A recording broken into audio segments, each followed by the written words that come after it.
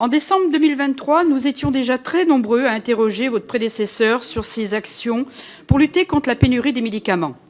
Le nombre de signalements de rupture de stock et de risque de rupture a atteint des niveaux inédits en 2023 et 2024, en particulier pour les antibiotiques et les antidiabétiques.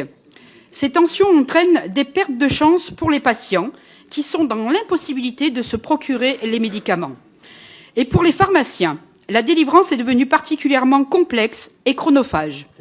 Il semblerait que les annonces de constitution de stocks de sécurité et les obligations de service public à la charge des grossistes répartiteurs soient insuffisantes.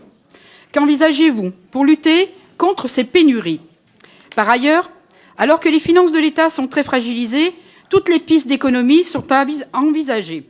Parmi elles, il y a la lutte contre le gaspillage de médicaments, surtout dans le contexte actuel de la pénurie importante.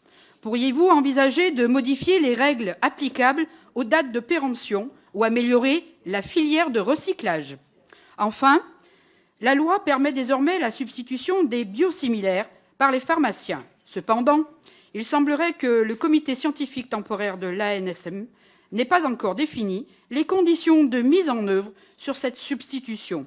Quelles pourraient être vos préconisations en la matière? Merci. Merci, Madame Bonnet. Je donne la parole maintenant à Sandra. Plusieurs d'entre vous ont évoqué soit la capacité à allonger, limiter le gaspillage, allonger les modalités de durée de conservation. Ces points me semblent extrêmement importants. De la même façon, ceci suppose des analyses de stabilité. Je ne vais pas rentrer dans des choses trop techniques, mais effectivement, il faut s'assurer, moyennant le fait de s'assurer que la sécurité des médicaments est là.